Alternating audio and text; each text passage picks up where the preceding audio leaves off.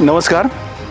यावर्षी जालना जिल्ह्यामध्ये बदनापूर तालुक्यातील 5 गावांमध्ये बायफ लाईव्हलीहूड ही संस्था महिंद्रा अँड महिंद्रा कंपनीच्या अर्थसहाय्याने प्रेरणा कृषी मित्र हा प्रकल्प महिला सक्षमीकरणासाठी राबवत आहे. या संदर्भात या तालुक्यातील जे काही मुख्य पीक आहे ते म्हणजे कापूस आहे. या कापसाविषयी महिलांना व्यवस्थित मार्गदर्शन मिळावं, त्यांच्याकडून शेतामध्ये जी काम करण्याची पद्धती त्यांना समजून यावी, यासाठी आम्ही सोमनाथ भाऊ अवघड या शेतकऱ्यांच्या शेतावर आलो आहोत. आणि त्या शेतकऱ्यांच्या शेतावर ते स्वतः त्यांनी ज्या शेतामध्ये ज्या काही चांगल्या गोष्टी केल्या आहे ते आपल्याला आज त्यांच्या शेतातील चांगल्या गोष्टी आपल्याला इथं सांगणार आहे. आणि त्या गोष्टी आपण इतर शेतकऱ्यांपर्यंत आपल्या या मार्फत पुढे घेऊन जाणार आहोत.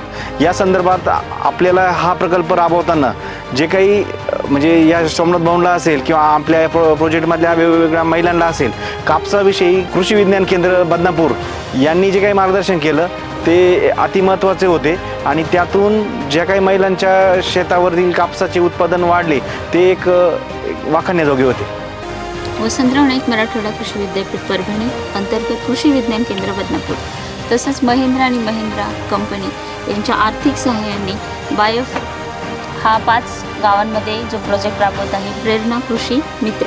तर या अंतर्गतमध्ये आपण पाहतो की मराठवाड्यामधलं मुख्य पीक जे आहे ते आहे कापूस, ज्याला आपण पांढरं सोनं असं म्हणतो.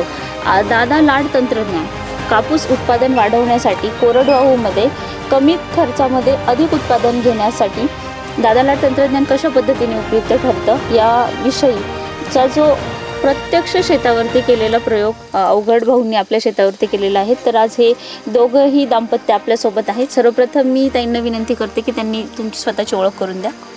माझं नाव आहे राधा सोमीनाथ अवघड, राहणार वाकोळणी. ओके, धन्यवाद. स्वामीनाथ सुधाकर अवघड, मुक्काम पोस्ट वाकोळणी, तालुका बदनापूर, जिल्हा जालना. धन्यवाद. भाऊ, माझा पहिला प्रश्न तुमच्याकडे की सर्वात प्रथम लागवड करत असताना तुम्ही कशा पद्धतीने लागवड केली? पूर्वी पारंपरिक पद्धतीने करीत होतो, पण आता 3 वर्षांना दादा लाड टेक्नॉलॉजीचा वापर करू राहिलो. दादा लाड तंत्रज्ञान म्हणजे नक्की काय करतं? आता दादा लाड तंत्रज्ञान म्हणजे सुरुवातीला लागवड तर आपली पारंपरिक पद्धतीनं जर असतं तर लाडमध्ये 3x1 लागवड करावी लागते. आणि त्याच्यानंतर त्याची घर फांदी ओळखून ती कट करणं आणि शेंडा कट करणं हे 2-3 मुद्दे दादा लाडमध्ये. घन लागवड आणि अतिघन लागवड तंत्रज्ञानाचा अवलंब करत असताना तुम्ही एकरी किती बियाणं कापसामध्ये वापरलं? मॅडम, अतिघन लागवडीमध्ये एकरी बियाणं जवळपास 7 ते 8 पाकिटं लागते, कारण की 3x अर्धा वर.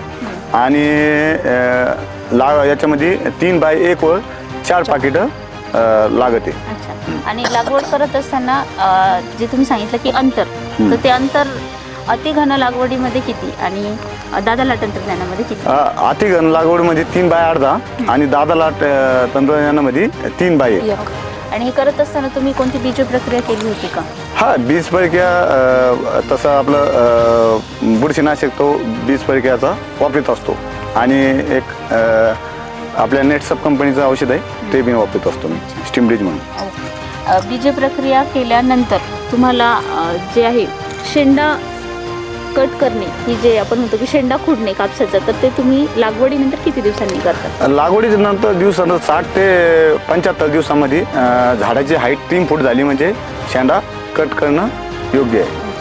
साधारणतः या 2 शेतकरी बांधवाचं असं म्हणतं की साधारणतः झाडाची हाईट 3 ते 3.5 फूट झाल्यानंतर म्हणजे 65 ते 75 दिवसांनी शेंडा खुडणं अत्यंत गरजेचं असतं. आपण एका एकराचा हिशोब केला तर एकरी 14,000 झाडं आपल्या दादा लाड तंत्रज्ञानामध्ये म्हणजे घन लागवड आणि अतिघन लागवडीमध्ये येतात. आणि या लागवडीच्या अंतर्गतमध्ये एका झाडाला जर आपण बघितलं तर किती कैऱ्या होत्या यावर्षी?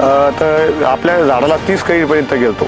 हा, एका झाडाला 30 कैऱ्या या पद्धतीने जर आपण गेलो तर एका कैरीचं वेट म्हणजे एका बोंडाचं जे वजन होतं ते किती होतं साधारणतः? 5-6 ग्रॅम लोक. दादा लाड तंत्रज्ञानाने असं निदर्शनास आलेलं आहे की 4 ग्रामपर्यंत बोंडाचं वजन असतं, परंतु आपला प्रत्यक्ष शेतकऱ्याचा अनुभव कथनातून आपण असं बघतो की 6 ग्रामपर्यंत वजन वाढतं. तर 6 × 30 असं जरी आपण पकडलं तर एका झाडाचं उत्पन्नाने एकरी 14,000 अशा पद्धतीने केलं. तर हे तंत्रज्ञानाच्या सोबतच तुम्ही काही रासायनिक खतांचा वापर केला होता? हा, सुरुवातीला ज्यावेळेस पेरणी केली त्यावेळेस रासायनिक खत एकरी 1 बॅग टाकली होती. कोणतं रासायनिक? 20-0 टाकलं होतं. अच्छा. आणि त्यानंतर पेरणीनंतर पेरणीनंतर 24-24 मादांचं 24-24 आणि एक पोटॅशची बॅग ती 60 दिवसांना 45-60 दिवसांना टाकून दिली. तर आपल्याला कोणत्याही पिकामध्ये अधिक उत्पन्न घ्यायचे ठरलं तर कीड व रोग व्यवस्थापन हा एक महत्त्वाचा विषय असतो. कीड व रोगांचे व्यवस्थापन करून आपण अधिक उत्पन्न घेतो.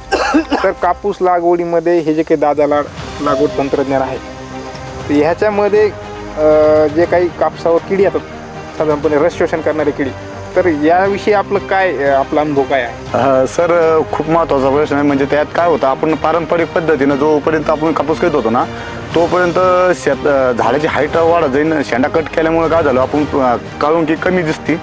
कळंपी दिसल्यामुळं रोग म्हणजे झाडामध्ये जो अटॅक व्हायचा का पानगळ झाल्यामुळं जसा किडीचा अटॅक हा कमी दिसतो. आणि त्याच्यानंतर त्याची रोगप्रतिकारशक्ती इतकी स्ट्रॉंग बनते ना तर प्रादुर्भाव लोकांच्या समजा दुसऱ्या पिकापेक्षा या पिकावर कमी दिसतं. म्हणजे शेंडा कट केल्यामुळे जो कवळा भाग आहे तो निघून जातो आणि गळफांद्या काढल्यामुळे जे अन्नद्रव्य त्या झाडाला भेटून त्याच्यामधली कीड आणि रोगाची प्रतिकारक क्षमता वाढते. त्यामुळे बाकीच्या तुलनेत याला कमी त्याच्यावर एवढं बारकाईनं लक्ष द्यायचं काम पडत नाही. कापसामध्ये आणखी एक अडचण आपल्याला बऱ्याच शेतकऱ्यांना पाहायला मिळते की ती म्हणजे की सुरुवातीचे जे परिपक्व झालेले बोंड असतात किंवा कैऱ्या असतात कापसाचे जे आपण म्हणतो, तर त्या कालामध्ये जर पाऊस पडला तर ते सडण्याचा प्रकार फार पाहायला मिळतो. तर ह्यामध्ये आपल्याला असा काय अनुभव आहे? सर हा प्रश्न आता यंदाच पाऊस खूप होता, पण दादा लाडमध्ये काय होतं, त्याच्या ज्या फांद्या आहे का आपण शेंडा कट केला सुरुवातीची घाण काढल्यामुळं काय होतं, जो पाऊस पडतो तो बुरशीचा प्रादुर्भाव असतो बोंड सडीचा तो जवळपास 70 ते 80% कमी दिसतो.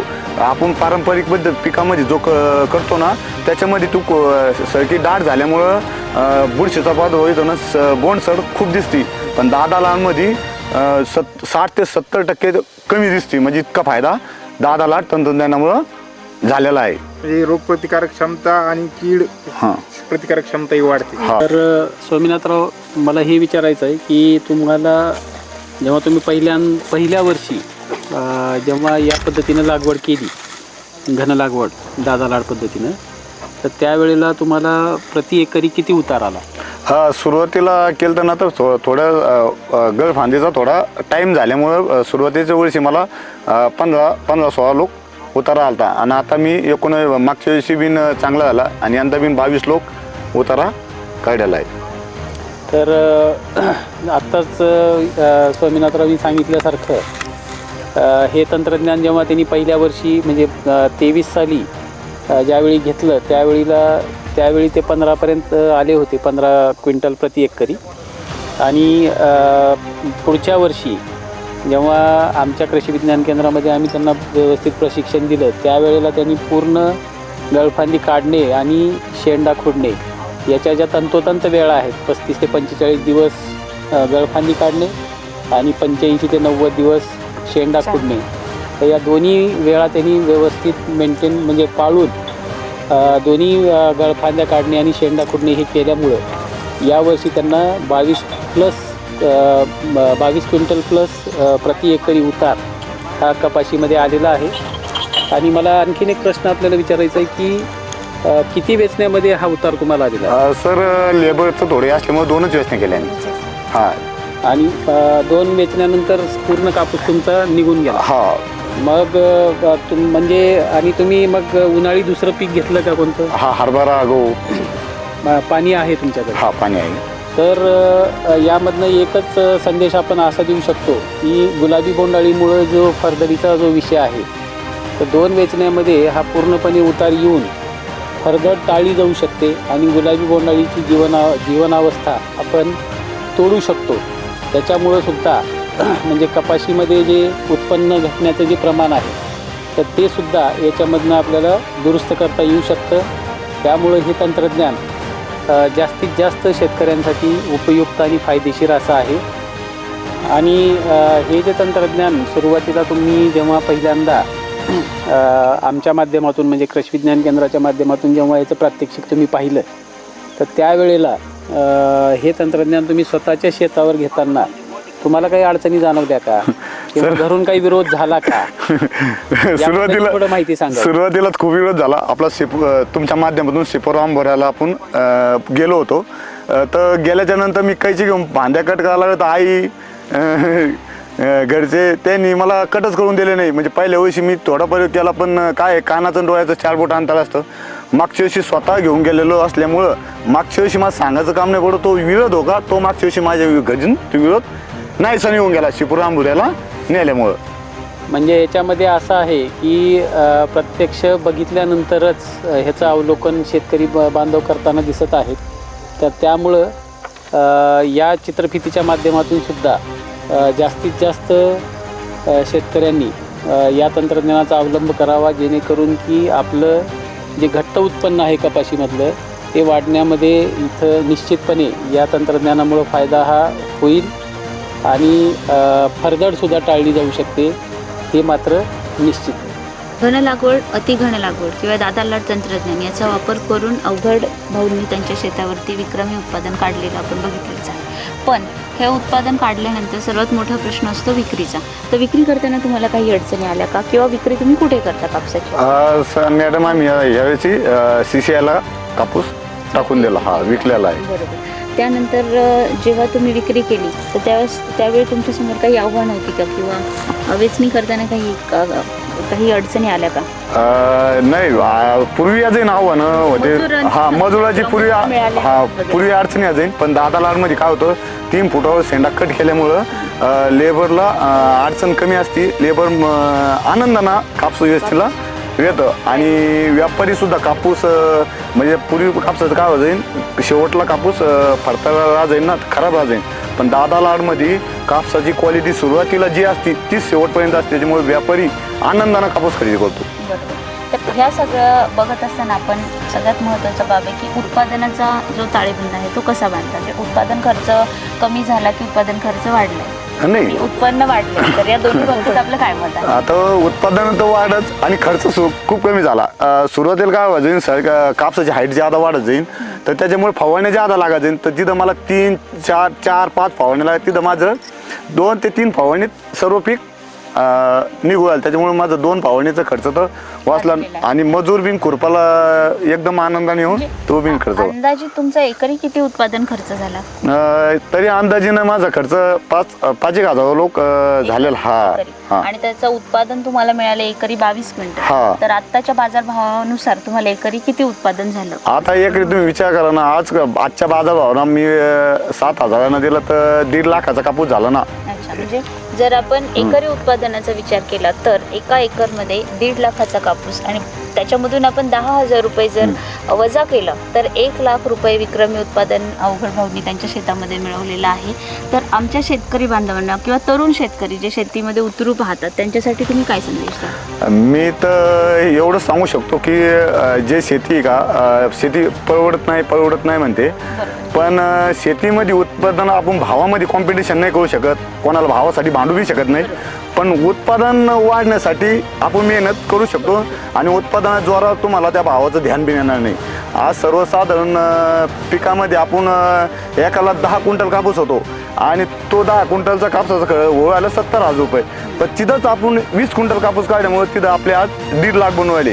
म्हणजे आपल्याला भावासाठी भांडायचं काम नाही आणि उत्पादन बिन चांगलं. फक्त शेती नियोजन पद्धत करणं, पूर्वी पारंपरिक पद्धतीपेक्षा नियोजनानं शेती केली तर आज ही शेती परवडते.